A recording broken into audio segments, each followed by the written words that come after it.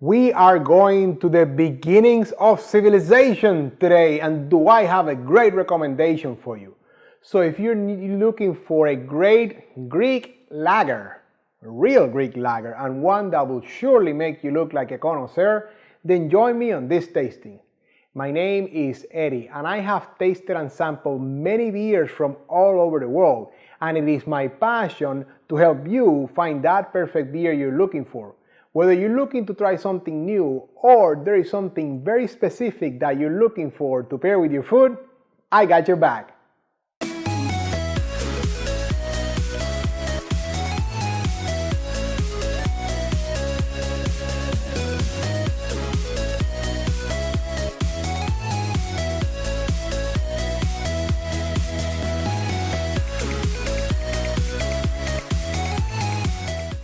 Welcome back, beer lovers.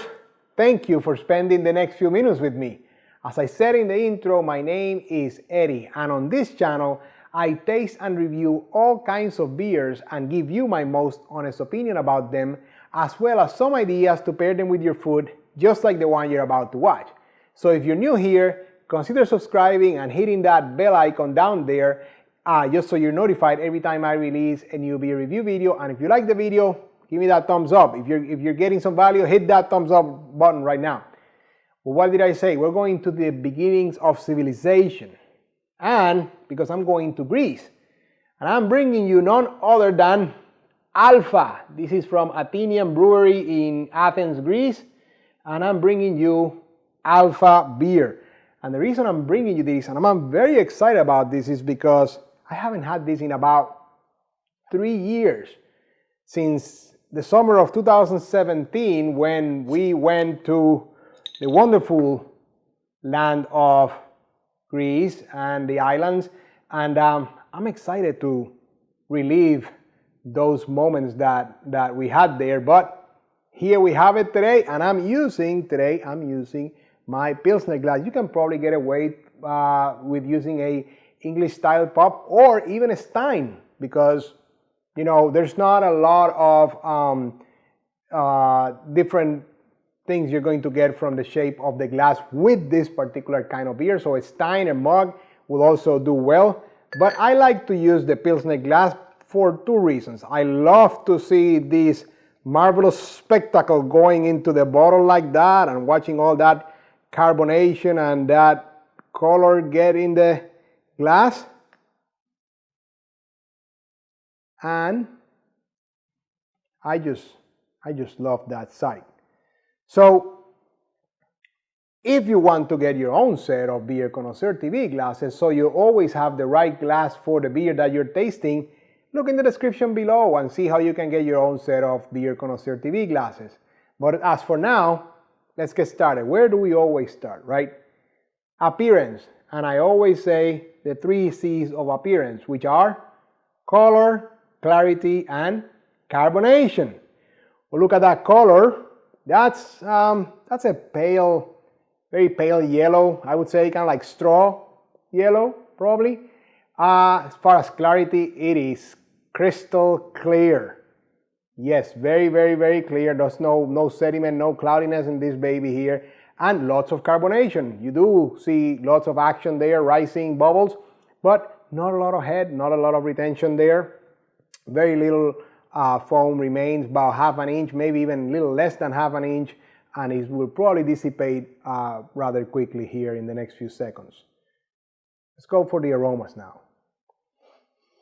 And actually, I felt quite some strong aromas even as I was pouring it. So, very toast malt. You can even smell that without getting too close to it, but I can feel those biscuity, kind of like toasted malts outside, way out here. So it has a very strong malt, kind of like a toasty malt aroma back here. And then as you get closer, you do get a little bit of hints of maybe some floral hops, but not too many, not too strong. Some sweet malts there, sweet maltiness. But that's about it. That's about as far as those aromas go. And I don't think it's, anything is overpowering. It's a lager, and it's a light lager for that matter. So it's not going to have, you know, any kind of added scents or added aromas to it. It's just what the actual ingredients smell like. So now, like I said, I am going to release. So if you see me that I blank out there for a second, I may be replaying scenes from Greece in my mind. So give me a second while I enjoy this.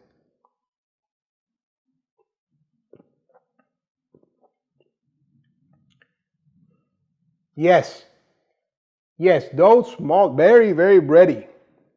Very bready. The tip of the tongue is, you know, that carbonation definitely feels in the tip of the tongue. Sort of light bitterness in the tip of the tongue, and then when you get to the middle of that palate is when you really feel it biscuity. It's really biscuity. I did not remember it as biscuity. Of course, I had it draft in Greece. Here I'm having a bottle that cannot tell you for sure. Okay, so this was bottled about 2 months ago in June of 2020. So it should be pretty fresh, but you know, it's always a little bit different, the bottle taste than you get from compared to the draft.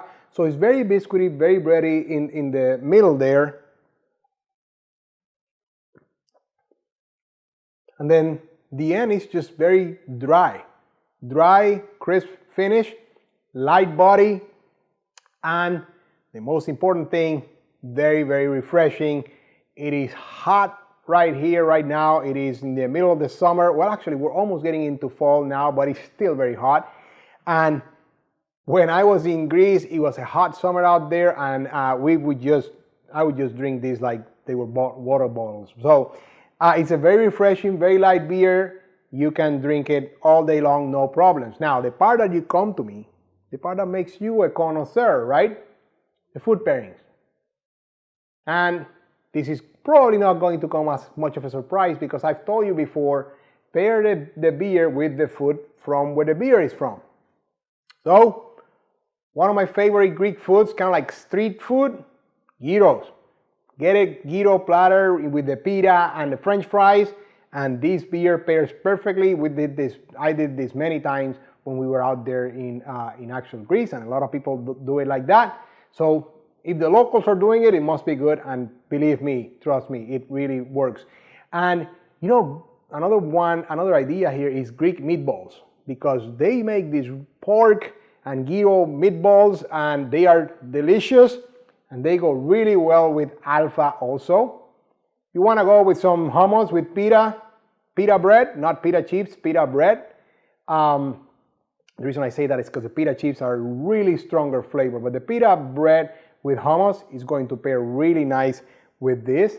And lastly but not least, some chicken skewers, very well seasoned chicken on a skewer, grill outside. Like I said, this is a perfect beer for the summer when you're grilling outside, and it's a great beer to help you down those skewers.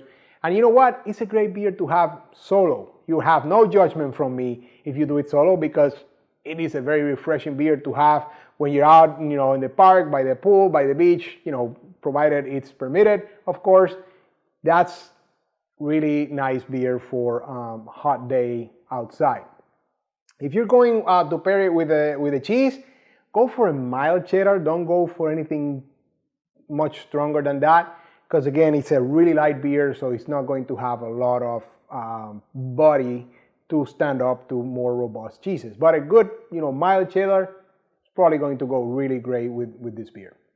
Now, if you want to get, you can always trust me to leave you a nice recommendation as far as a dessert pairing, because that's where you really become a connoisseur. And today is no difference. Go down there, open that description, and get my recommendation for you as far as a dessert pairing.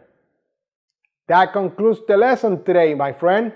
Now let me ask you, have you been able to try Alfa, Athenian Alfa Greek Lager before? What are your thoughts? Leave me some comments below. Have you paired it? Have you drank it solo? That's what the comments are there for. I love to hear what you have to say about it, and we both can learn from each other. There you have it, my friends. I hope I have helped you increase your beer knowledge. as we are on this journey of becoming beer connoisseurs. And I encourage you to be on the lookout over the next few days when I release my next beer review video. And until then, enjoy!